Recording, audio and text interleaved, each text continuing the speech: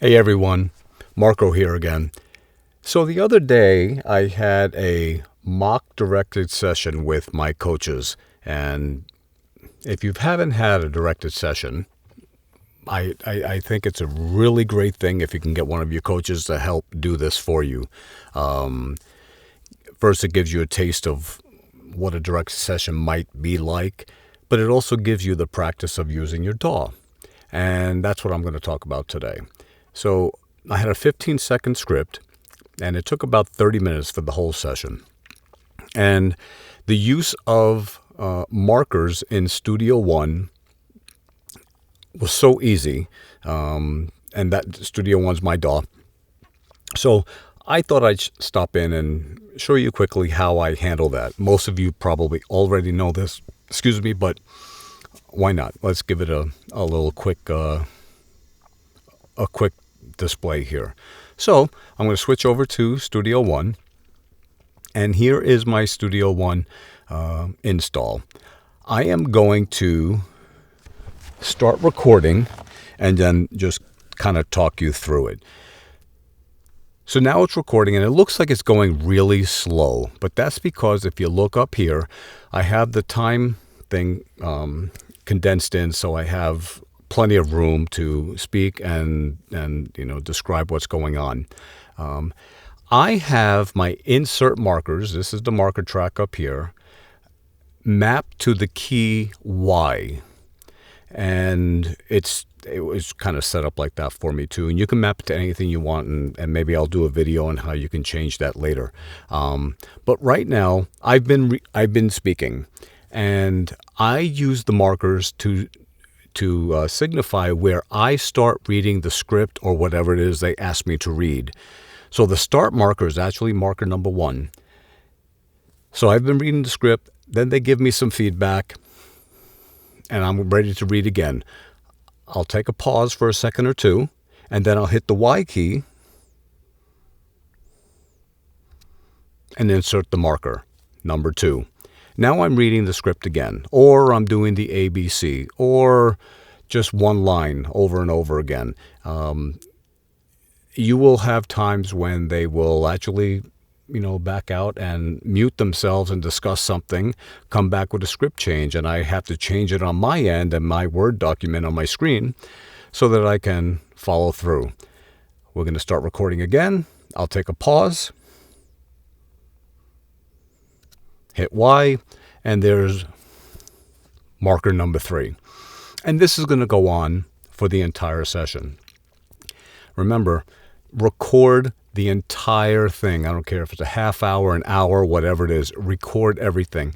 The markers will tell you when you're reading the script or what they ask you to read. Everything else in between and after, you can edit later. But if you know where you start reading the script, like right there, then it's much easier to edit later. What will happen also is they'll say, what are we up to, number 2? Is this my second or third? I said, no, we've already done 4 already, because I see marker number 4. The fact that you have that command over your DAW and your tech stuff shows you're more of a professional than maybe some people are. This will also help you. Let me stop for a second and hit it again. Number 5. It will also help you in the future when you're doing something and they say, can you play 3 for us again? Easy enough. You can go back and do that at the end. So now we're done. I'm going to stop the recording. Now, I have 5 markers. You don't see the end marker because I haven't set that yet. It's over on, I think, 10 minutes is my default setting. Let me see. When you have the start, there it is at 10 minutes.